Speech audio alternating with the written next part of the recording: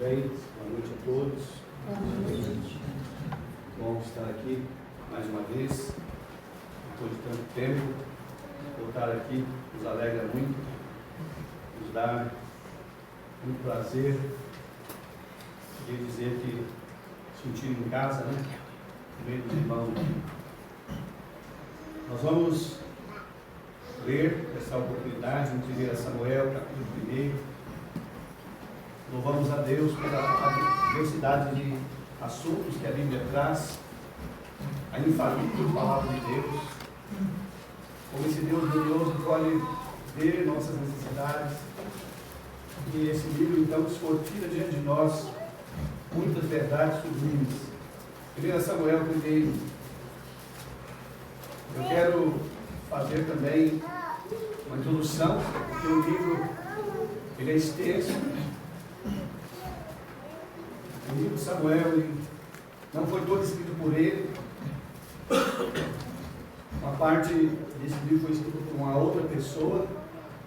Se você quiser olhar isso no capítulo 29, esse mesmo livro.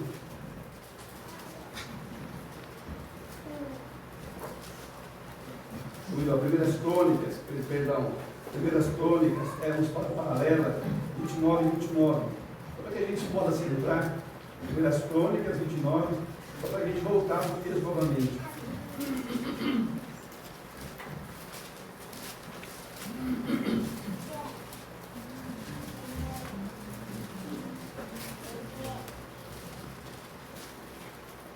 Bem, 29.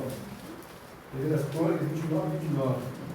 Os atos, pois, do rei Davi, assim os primeiros como os últimos, eles que estão escritos nas crônicas de Samuel, o vidente, e nas crônicas do profeta Natan, e nas crônicas de Gade, o vidente.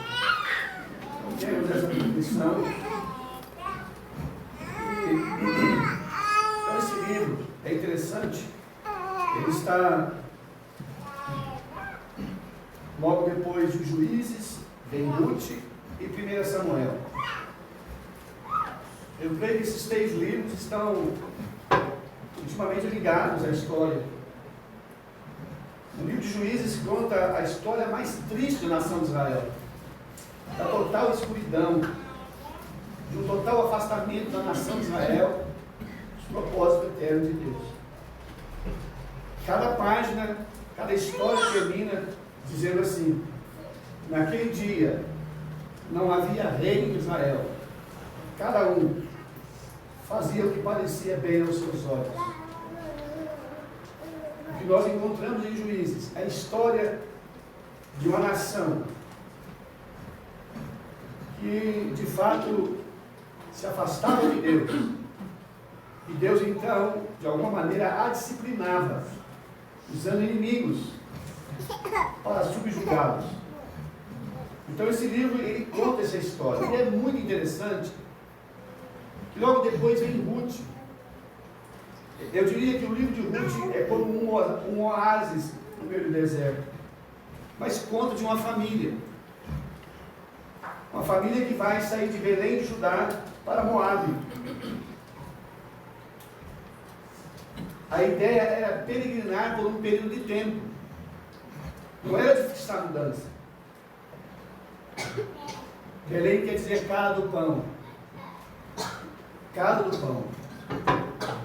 Como entender isso? Alguém vivendo na casa do pão e passando fome. Que figura, irmãos, para nós esses dias. Nosso irmão está tratando da igreja de Deus. E devido dizer com muito respeito: quantos crentes vivendo uma verdadeira mendigância espiritual? Quantos crentes não dando importância em valores espirituais? Coisas de caráter, podemos dizer, passageiros, efêmeros, não bem duradouros, têm ocupado o coração dos crentes aqui. Valores passageiros. Então nós olhamos assim que há muitos Elimeleques, há muitas Noemi, há muitos Malom, há muitos Quirion,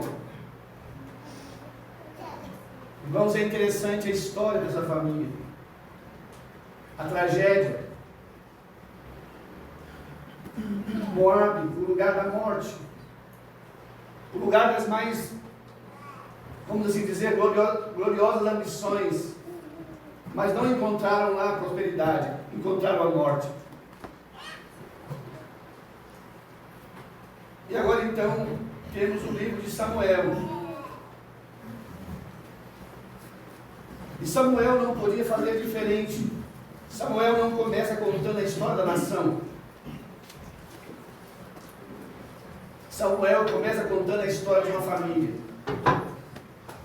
Deus está nos mostrando que como Ele se interessa pela família. Como esse Deus tem prazer na família. E Ele vai nos levar para dentro de um lar. Para nos mostrar a realidade. E Ele quer que nós atentamos a isso. Deus quer nos mostrar que olhamos um sacerdócio longe de Deus, em ruína. Naqueles dias, podemos dizer, o sacerdócio estava em ruína e nessas trevas. E se o sacerdócio estava assim, o que se esperar de uma família? O que se esperar dos demais? Volto a insistir, nosso irmão está falando da igreja de Deus. E nós vamos pensar nisso. Vamos pensar o que Deus de fato deseja. O Senhor quer de fato que a sua igreja possa estar atenta, olhar para essas verdades e desejá-las, cultivá-las. Então nós vamos pensar, ler a história dessa família. Como o capítulo é grande, nós vamos ler agora até o versículo 12, ou melhor, até o versículo 15. Houve um homem de Ramataim, Zofim, da montanha de Efraim, cujo nome era Eucana, filho de Jorão, filho de Eliú, filho de Tou, filho de Zuf, Efrateu. E eu queria que você prestasse bem atenção nisso. E este tinha 2 mulheres. O nome de uma era Penina, o nome de uma era Ana, o da outra Penina. E Penina tinha filhos, porém Ana não os tinha. Subia, pois, esse homem da sua cidade, de ano em ano, a adorar e a sacrificar ao Senhor dos Exércitos, em Siló. E estava ali o sacerdote do Senhor, Ofni e Finéias, os 2 filhos de Eli. Sucedeu, no dia em que Eucana sacrificava, dava a ele porções a Penina, sua mulher, e a todos os seus filhos, e a todas as suas filhas. Porém a Ana dava uma parte excelente, porque a amava, a Ana, embora o Senhor estivesse cerrado a madre. E a sua rival excessivamente a provocava para evitar que o Senhor lhe tinha cerrado a madre. Assim fazia ele de ano em ano, sempre que Ana subia à casa do Senhor. E a outra irritava. Por isso chorava e não comia. Então Eucana, seu marido, lhe disse: Ana, por que choras? Por que não comes? Por que está mal o teu coração? Não te sou eu melhor do que 10 filhos? Então Ana se levantou, depois que comeu, e bebeu e Siló. E ele, o sacerdote, estava sentado numa cadeira junto a um pilar do templo do Senhor. Ela, pois, com amargura de alma, orou ao Senhor e chorou abundantemente. Fez um voto dizendo: Senhor dos exércitos, se benignamente atentares à aflição da tua serva, e de mim te lembrares, e da tua serva não te esqueceres, mas a sua serva deres um filho homem, ao Senhor o darei todos os dias da sua vida, e sobre a sua cabeça não passará navalha. E sucedeu que, perseverando ela em orar perante o Senhor, ele observou a sua boca, porquanto Ana no seu coração falava, só se ouvia os seus lábios, porém não se ouvia a voz, pelo que ele a teve por embriagada. Ele disse, até quando estarás embriagada, a parte de ti o teu vinho? Porém ela respondeu, não, Senhor meu, eu sou uma mulher atribulada de espírito, nem vinho, nem bebida forte tenho bebido, porém tenho derramado a minha alma perante o Senhor. Queremos confiar no Senhor para esse tempo de meditação, para que Ele possa nos instruir por meio da sua palavra. Amém. Deus, na sua infinita sabedoria, é impressionante em cada página das Sagradas Escrituras, como Deus quer repartir conosco essa sua sabedoria. E eu falei que o livro de Juízes marca um período, podemos dizer, de inconstância na vida da nação de Israel, de total afastamento. E termina Juízes, começa o livro de Ruth. E nós então olhamos mais uma vez ali a situação em Israel. E agora então Deus está mais uma vez nos permitindo começar pela família. E quando nós abrimos esse livro, é interessante, a biografia, se a gente pode falar, a biografia desse homem Eucana, é impressionante. Se você olhar os seus descendentes, os descendentes de Eucana, Samuel faz questão de mostrar quem era esse homem, o lugar em que ele morava. A ideia aqui é dupla altura, o nome aqui, Ramataim Jofim, ou torre de vigia, mas parece que nesse lar, a vigilância, parece que ela faltou. Nesse lar, a vigilância, no aspecto espiritual, ela fugiu. Irmãos, não é diferente conosco. Muitas vezes, é possível que nós atentamos a um ângulo espiritual e outros estejam em falta. Então nós vamos olhar a genealogia desse homem que é traçado aqui.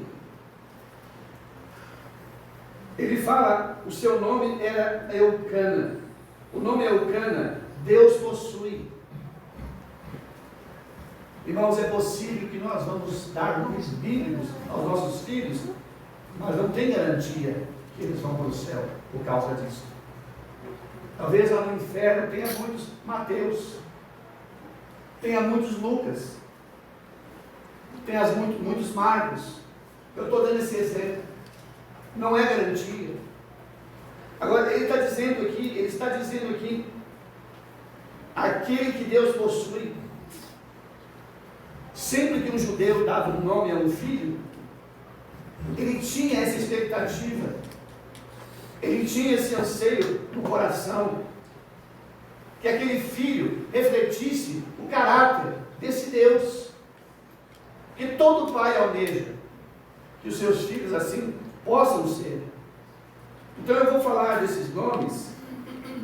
O Jorão, a ideia é de alguém que mostra piedade. O nome Eliú, ele é meu Deus. O Tou aqui é humilde.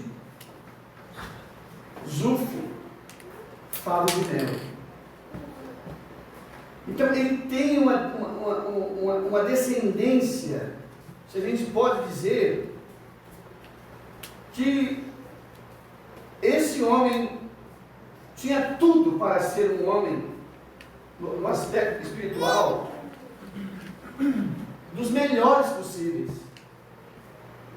Logicamente, a gente vai olhar nesse homem não só enxergando, não só vendo faltas, de forma nenhuma. Nós vamos pensar nisso. Então Deus está nos mostrando, chamando eu e você para entrar dentro de um lar, para ver como é uma família. E meus irmãos, a igreja de Deus é formada por famílias, por pessoas. E Deus está desejando nesses dias ter famílias, e eu quero dizer, casais comprometidos, casais que estejam dispostos a trilhar o caminho que Deus de fato deseja propor. Esse mundo não tem referência, esse mundo está perdido, esse mundo não tem referência nenhuma para olhar, para desejar. Então nós vamos pensar nisso. Agora, começando no verso 2, esse homem tinha 2 mulheres. O nome de uma era Ana e o da outra Penina. Nunca, em momento algum, Deus jamais permitiu a poligamia. Deus criou uma mulher, uma Eva para o Adão. No dia que Deus abriu o lado de Adão, que ele tirou uma das suas costelas e a transformou em Eva, ele fechou aquele espaço. O que nós estamos olhando aqui, irmãos, é um afastamento dos propósitos da vontade de Deus. Esse homem aqui está fora do propósito de Deus quanto ao casamento. Não é a vontade permissiva de Deus. Não é a vontade permissiva. Deus está tolerando sem permitir. A tolerância de Deus sem a permissão dele. E tudo que nós fazemos por nossa conta, nós iremos colher frutos amargos dessas nossas experiências. Eu vou citar um homem cujo nome é Abrão. Ele vai ser chamado Abraão. Capítulo 15 de Gênesis. Abraão tem uma experiência com Deus, libertou seu sobrinho Ló da prisão. Abraão demonstra ali realmente um aprendizado, uma experiência. Ele tinha descido ao Egito. Lá no Egito, Abraão passou por experiências amargas, precisou de mentir. E quando Abraão é expulso do Egito, ele ganhou muitos presentes, bois, outros animais, e ganhou uma escrava chamada Agar. Abraão desceu do Egito. Abraão, por um momento de falta de fé, por não confiar em Deus, que Deus podia supri-lo ali mesmo em Canaã, ele desce ao Egito. E Abraão traz um presente do Egito. Irmãos, eu não vi ninguém que brinque com fogo que não queime. Ninguém vai brincar com o fogo e achar que vai sair ileso. Abraão trouxe um pacote de presente, e aquele presente que Faraó deu para ele tinha uma escrava chamada Agar, uma egípcia. Capítulo 15, então, diz que Abraão creu em Deus. E isso foi lhe imputado como promessa. Aí você lê o capítulo 16. Sara chegou para Abraão. Olha o que ela vai falar para Abraão. Capítulo 16 de Gênesis.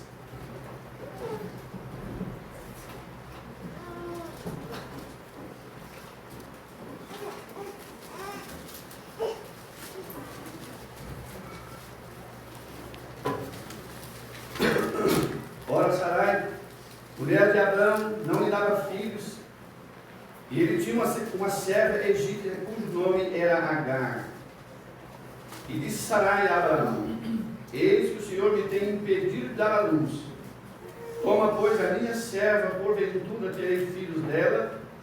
E ouviu Abraão a voz de Sarai. Nós estamos olhando, irmãos, dentro de um lar. Nós estamos olhando uma esposa falando com o seu esposo.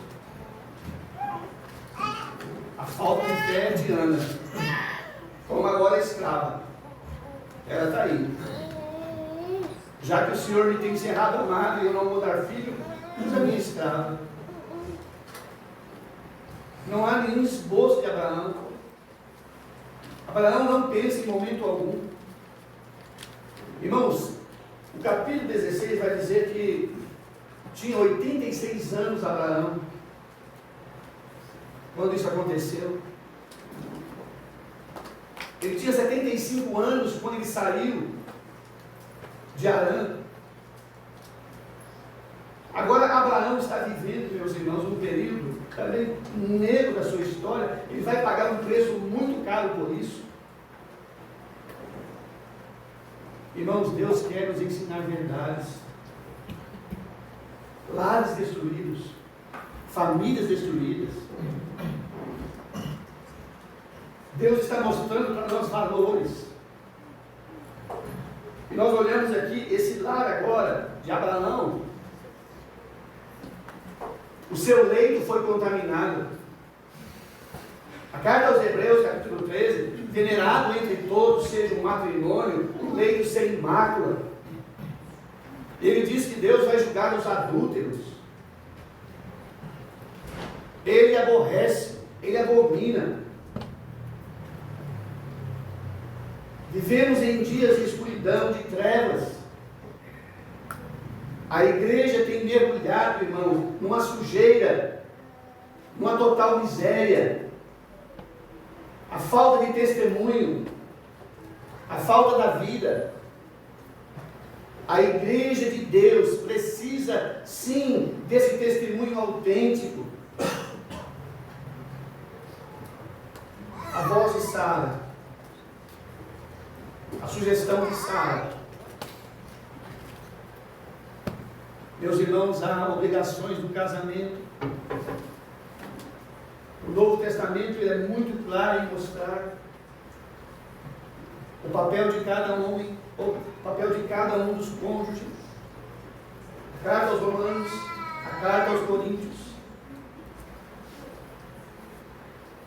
Quando Pedro escreve como deve ser essa relação entre esposo e esposa, cada um desenvolvendo o seu papel, o seu lugar. O esposo administrando com sabedoria, olhando para a sua esposa como um vaso mais frágil. Então nós estamos agora caminhando aqui, vendo, não era a vontade de Deus. Ana era a esposa. Ana era a esposa com quem Eucana tinha casado, porém ela era estéril. Irmãos, naqueles dias, não poder ter filho, a mulher era maldita, era mal vista. Ter filhos era sinônimo de bênção, de prosperidade. E Eucana não queria ficar para trás. Eucana não queria ser diferente. E Eucana então agora chama essa mulher chamada Penina. Penina quer dizer joia, Ana quer dizer graça. Ele arrumou uma joia fora. Parece que não é muito difícil. Irmãos, o casamento, ao longo da vida, as mulheres geram filhos. E as mulheres passam por transformações que são da própria natureza. O fator delas gerarem filhos fazem com que radicalmente muda a aparência. A sua esposa, 30 anos depois, ela não vai ser a mesma esposa que você conheceu. O seu corpo vai sofrer alteração. Mas ela é a sua esposa. Ela continuará sendo a sua esposa. Que precisa ser amada, respeitada. E nós estamos olhando aqui exatamente um homem. Um homem que o seu nome não correspondia com a sua atitude, aquele a quem Deus possui. Esse homem traz uma Penina para dentro do convívio do lar. Ah, irmão, será que isso acontece? Será que pode acontecer nos nossos dias? Será que nós estamos ouvindo falar de infidelidade conjugal? Será que há a possibilidade disso nesses dias acontecer? Com toda certeza, a falta da vigilância. A falta da vigilância espiritual em muitos lares tem levado a uma decadência moral, espiritual. Então aprendemos que esse homem tinha duas mulheres. Não é a vontade permissiva de Deus. Não tem a aprovação de Deus. Deus está mostrando para nós aqui, quando nós deliberamos seguir por caminhos tortuosos, nós iremos com certeza pagar um preço muito alto. Agora eu quero pensar em Ana. Ana. Quando você olha no Velho Testamento, as mulheres a quem Deus fechou a marca, não permitindo que elas tivessem filho, uma é Sara. Temos também a Raquel, mãe de José. E vamos olhando assim, gradativamente essas mulheres, como foi o caso de Isabel, mãe de João Batista. Como Deus agiu milagrosamente com essas mulheres. Esperar o tempo de Deus. Então eu quero pensar em Ana aqui. Ana quer dizer graça. Graça, favor. Eu quero pensar em Ana aqui, irmãos. O drama que ela está vivendo no seu casamento. O drama que essa mulher está vivendo dentro do seu lar. Será que nós podemos continuar confiando em Deus? Que Ele vai agir também em nosso lar? Será que o nosso problema é muito maior do que o de Ana? Subia, pois, esse homem da sua cidade de ano em ano a adorar e a sacrificar ao Senhor dos Exércitos em Siló. Irmãos, esse lugar era onde estava o tabernáculo. Era nesse lugar onde a presença de Deus se fazia ali. Um lugar visível, podia ser tocado, tangível. O nosso irmão está falando que a igreja de Deus é algo invisível. A igreja de Deus, no seu aspecto de todos os salvos, desde o Pentecostes.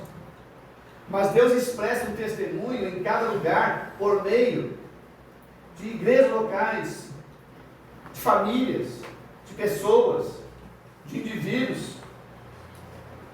A cara de Deus, como diz Paulo a Timóteo, escrevo-te essas coisas, esperando ver-te bem depressa, mas se eu tardar, Timóteo, você fique ciente como você deve proceder na casa de Deus, que é a coluna, que é a baluarte da verdade. Então aqui, esse lugar era um lugar aonde esse homem subia para sacrificar ao Senhor dos Exércitos. Subia, pois, esse homem da sua cidade de ano em ano a adorar e a sacrificar. Eu disse que não há coisas só negativas, mas há coisas positivas. Ninguém é feito só de coisas negativas. Irmãos, a situação em Silo não estava bem, ou em Siló. Havia um afastamento dos propósitos de Deus. Os sacerdotes não estavam andando conforme os propósitos de Deus. E aqui é uma lição para nós. Esse homem subia. Subir exige, irmãos, esforço. Congregar, reunir, exige um esforço de cada um de nós, família, dos pais ainda que estão criando seus filhos pequenos, do casal. Irmãos, a importância da família. Satanás ele tem atacado esses alicerces. Satanás tem procurado destruir esses fundamentos. Satanás tem procurado enfraquecer esses alicerces. E ele sabe como fazer. Ele sabe como neutralizar o testemunho de uma igreja local, atingindo essas colunas, essas bases. Então esse casal, ou esse homem, subia com sua família. Aí às vezes, o que eu vou fazer lá? E começamos então a desvalorizar, a não dar mais valor às coisas que outrora tinha valor para nós. Irmãos, Deus deseja sim que a sua igreja ela possa refletir esse aspecto congregacional, essa reunião. Você não quer imaginar que valor sublime isso tem. Eu quero falar algo aqui de aspecto prático. É muito bom, irmãos, onde o casal possa estar junto, sentado no mesmo banco. Especialmente quando esse casal está começando, criando seus filhos pequenos. Para que o pai possa ajudar a mãe. Para que ambos possam juntos estar ali junto com seus filhos. É um exercício de ambos, não de um. Nós estamos olhando aqui que esse homem aqui, esse Eucana,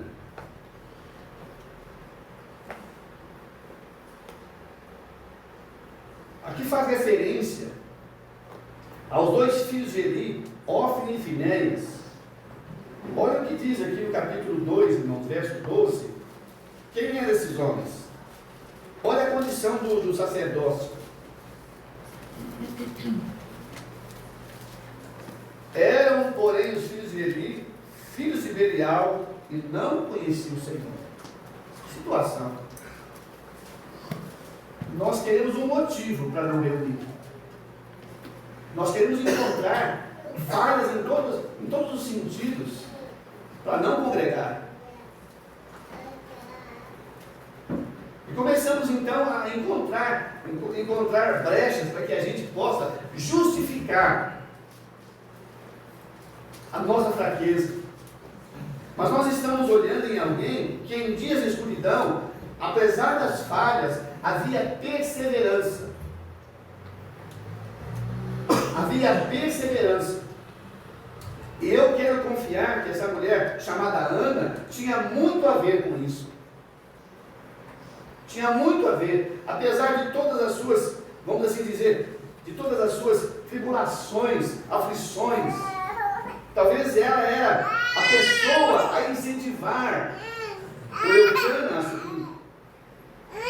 Verso 4. Sucedeu que no dia em que Eucana sacrificava, dava a ele porções a Penina, sua mulher, e a todos os seus filhos e a todas as suas filhas. E eu queria falar com os pais aqui. É sua responsabilidade, pai. Repartir a palavra de Deus na sua casa. Às vezes os pais querem julgar para a igreja, julgar nas costas da igreja aquilo que eles não fazem com os filhos. Deus quer que nós evangelizamos os nossos filhos em casa. É no ambiente do lar.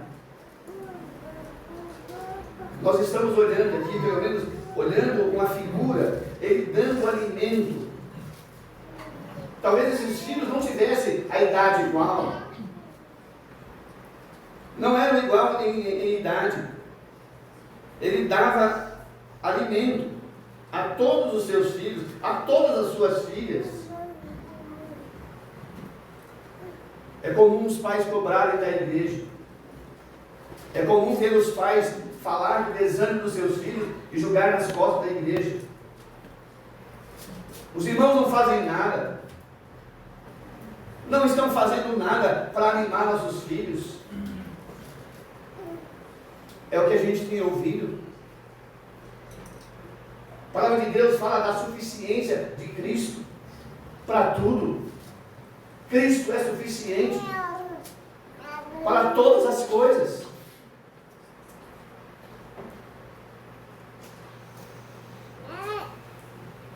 Diz aqui no verso 5: porém a Ana dava uma parte excelente, porque a amava. A amava. A Ana, embora o Senhor lhe tivesse cerrado a marca. Irmãos, essa mulher, ela viveu, podemos pensar, um período grande de escuridão espiritual dentro do seu próprio lar. Satanás não vai dar trégua. Satanás não vai dar descanso. Satanás ele vai de muitas maneiras tentar nos dissuadir, nos envolver. Satanás ele vai trabalhar, sim, nesse aspecto. Ele sabe que nos desmotivando, nos direcionando para um outro lugar que não seja pensar nas coisas de caráter eterno. Embora o Senhor lhe tivesse cerrado a madre. Aqui diz que a sua rival excessivamente a provocava para evitar, porque o Senhor lhe tinha cerrado a madre. Talvez Ana ouvia dia após dia os insultos, palavras que feriam seu coração,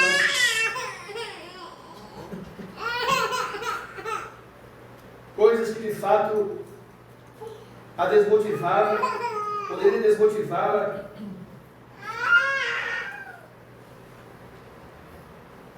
Eu gostaria de fazer para mim uma pergunta: será que nós temos encontrado coisas que têm nos desmotivado? Coisas que de alguma forma têm afetado nossos relacionamentos?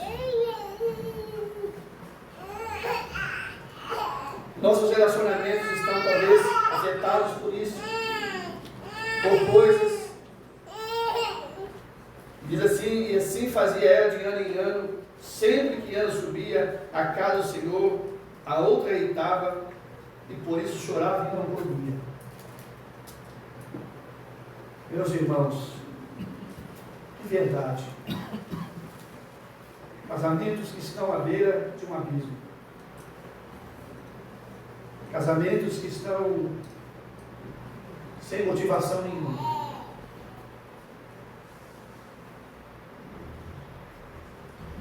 Nós estamos olhando para dentro de um lar.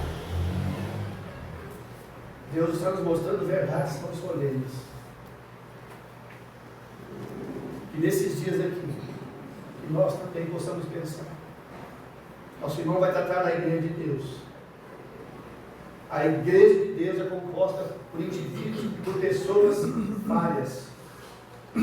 Nós somos pessoas falhas, podemos falhar, mas Deus quer a excelência de nós. Deus quer o melhor de nós. Nós estamos olhando algo real, não é algo da mente. Não é uma história fictícia. Há uma luta travada. E esse homem, cujo nome é Eucana, seu marido. Eu creio que nós não somos diferentes, irmãos. Olha a pergunta que ele vai fazer para Ana. Então Eucana, seu marido, lhe disse: Ana, por que choras? Irmãos, me permita perguntar para os meus irmãos em Cristo: será que nós sabemos onde nós falhamos? Será que nós sabemos o quanto nós prejudicamos nossas esposas? Com certeza, irmãos, muitas vezes. E muitas vezes, de muitas maneiras. Ele sabe, mas ele é egoísta. Ele pensa nele. Ele pensa na sua satisfação. Ele está olhando para ele, para o seu ego. Olha o que ele vai dizer para ela: e porque está mal o teu coração, não te sou melhor do que 10 filhos? Ô Ana, por favor, eu sou tudo. Aquele homem tinha uma mulher dentro de casa, junto com a sua esposa.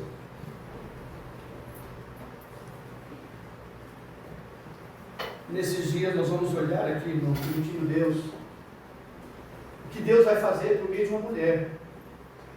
Deus vai conclamar uma nação inteira a uma volta à presença dele. Porque uma mulher não se conformou.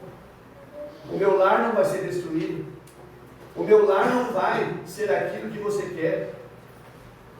Eu quero o meu lar no ponto mais alto. Eu quero o meu lar no lugar mais alto espiritualmente. Eu não vou me dobrar diante dessa situação em que querem que eu me conforme com ela. Deus abomina essa atitude de Eucana. A poligamia. Deus criou uma esposa para um homem.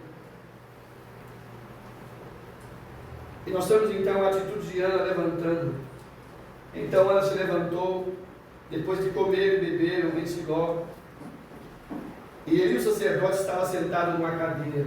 Que tristeza, irmãos. Não havia lugar para o sacerdote sentar, e esse homem está sentado numa cadeira.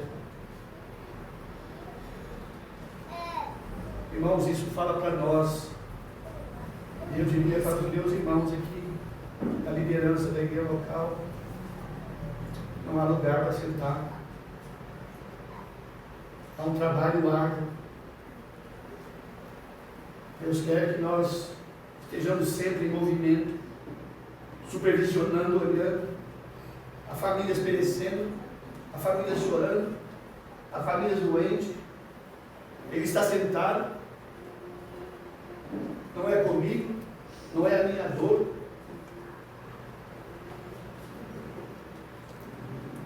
Verso 10: ela, pois, com amargura de alma, orou ao Senhor e chorou abundantemente. Eu vou encerrar aqui. Qual foi a última vez que você entrou na presença de Deus, dobrou os seus joelhos e chorou? Qual foi a última vez? Nossos corações têm estado endurecidos. Não temos mais aquele sentimento. Nós estamos olhando para uma mulher derramando a sua alma perante o Senhor. Ela não está pensando simplesmente em ter um filho para competir com Penina. Ela está olhando para o sacerdócio. Eu quero perguntar para você: como você está olhando para a igreja onde você se reúne? Só vê os efeitos? Só olhando para os irmãos e vendo as falhas? Ou nós estamos dispostos a gastar tempo na presença de Deus, orando e pedindo a Deus, como Ana fez aqui, chorando abundantemente? Para que o Senhor de fato faça algo nesses dias. Levante dons, levante famílias, levante casais. para que isso ocorra em um tempo não muito distante. Permitindo Deus, nós vamos continuar falando dessa família, essa mulher. Essa mulher tem muito a nos ensinar, muito a nos mostrar, a nos motivar, que vale a pena perseverar. Que Deus nos ajude. Amém.